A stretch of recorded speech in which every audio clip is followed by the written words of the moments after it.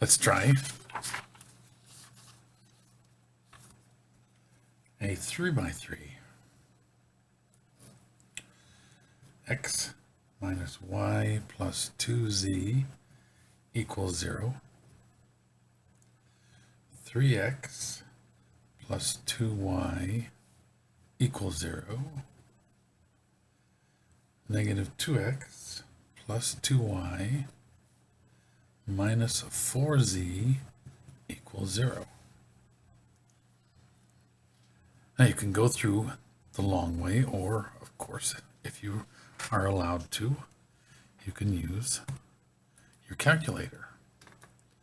So this is really, if you do the augmented matrix, a 1, a 3, and a negative 2, a negative 1, a 2, and a 2, a 2, a 0, negative 4, and the equals is 0, 0, and 0. So we're going to use matrix A, B, C, and D. First of all, the D matrix. Second matrix, we're going to edit matrix D. This will be D. This is a 3 by 3, and it is without replacing this. The 1, negative 1, 2, the 3, the 2, and the 0, the negative 2, the 2, and the negative 4. Get out, second quit. Get, back in second matrix. Now we're going to edit A. So this is D, and the D sub x we're going to call A. Okay. 3 by 3. Replace the x column,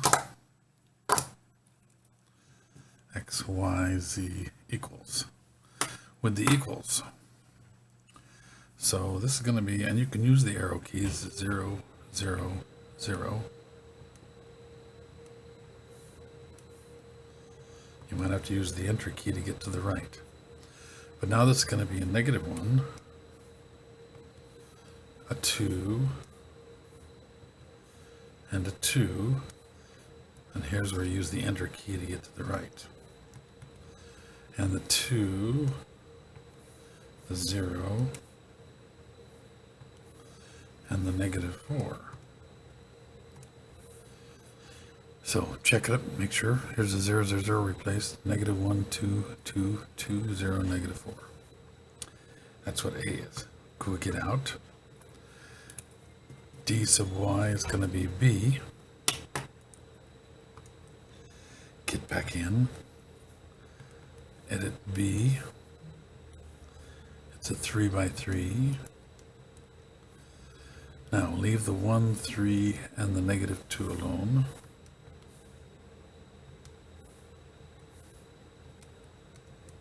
Press enter to get to the right. We're putting zeros for this.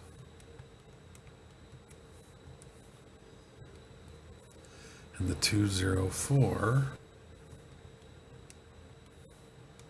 And enter when you're all done. 1, 3, negative 2, 0, 0, 0, 0, 2, 0, negative 4. Uh-oh.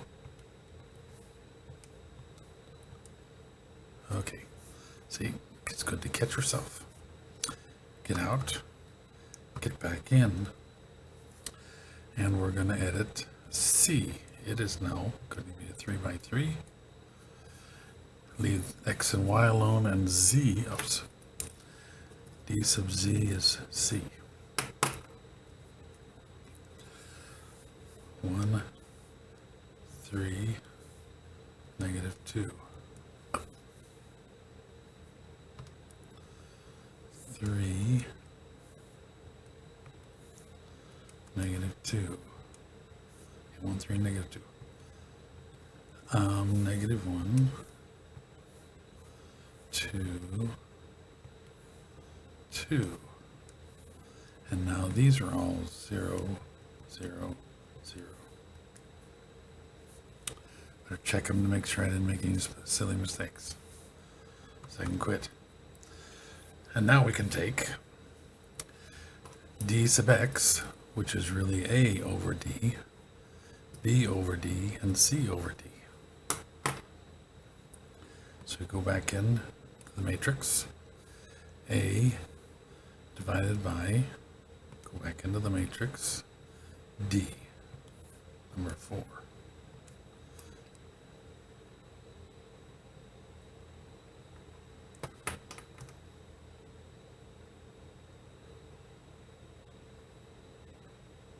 Oh, gosh.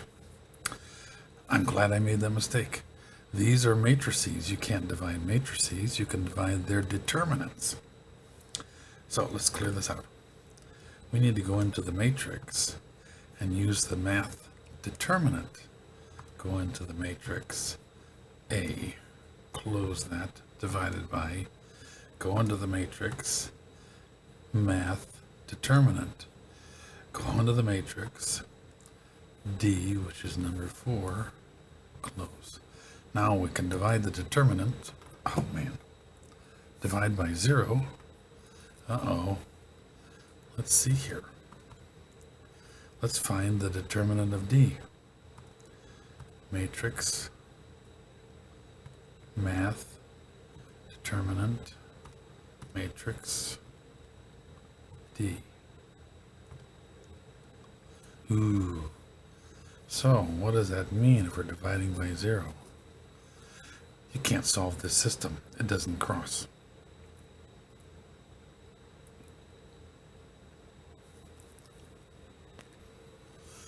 The bad thing about Cramer's rule is that if that denominator's determinant d is 0, you really don't know. It's either inconsistent or dependent. You don't know which until you use a different method. So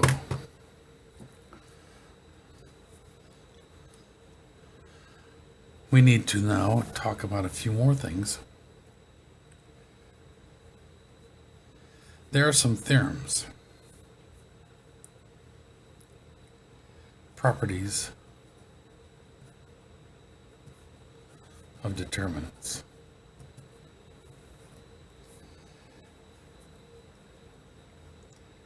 If you switch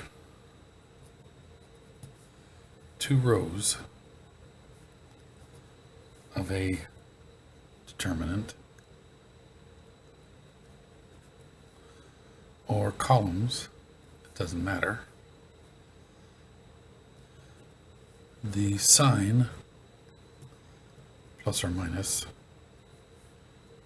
changes.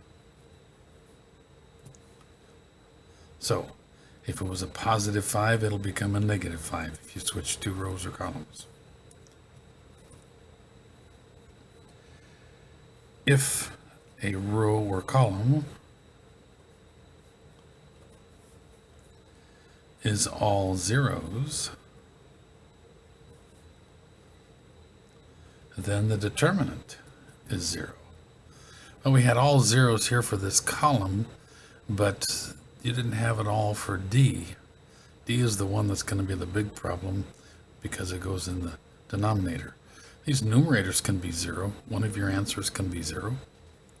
So 0 divided by something that's not 0 certainly would give you something that works.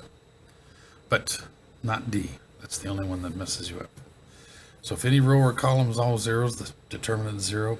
Easy to figure out then. If 2 rows or columns are equal, exactly the same, then the determinant is 0.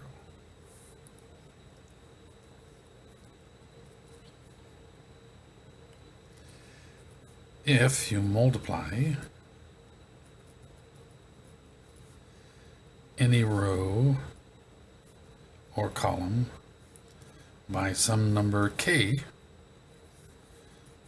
then you have to multiply the determinant by k.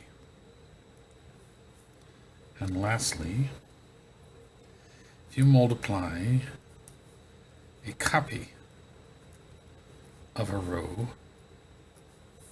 or column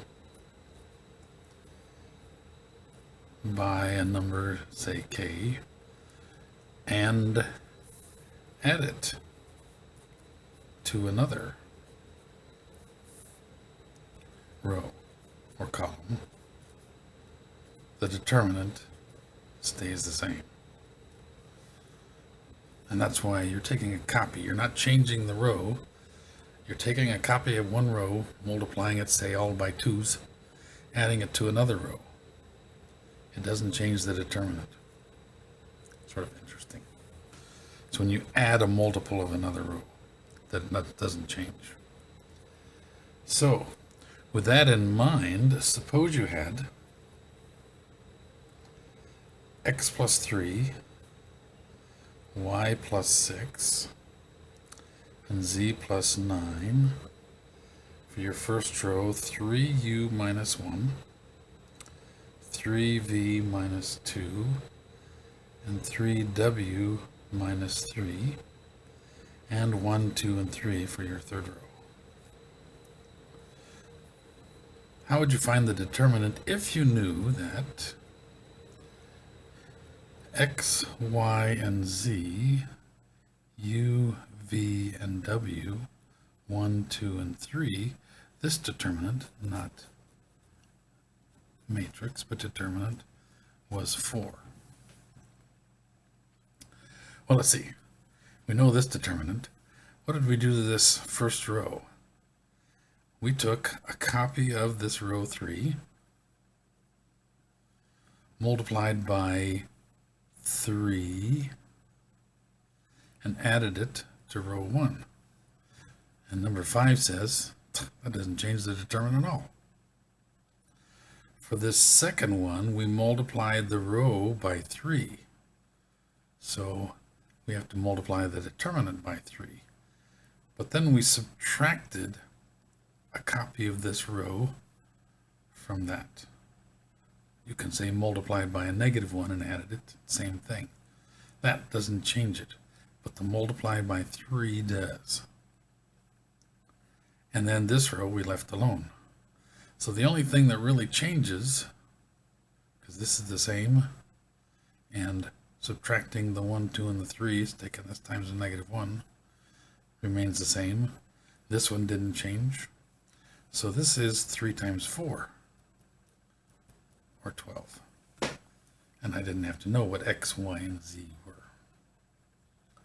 And that's section 12.3, Systems of Linear Equations using determinants.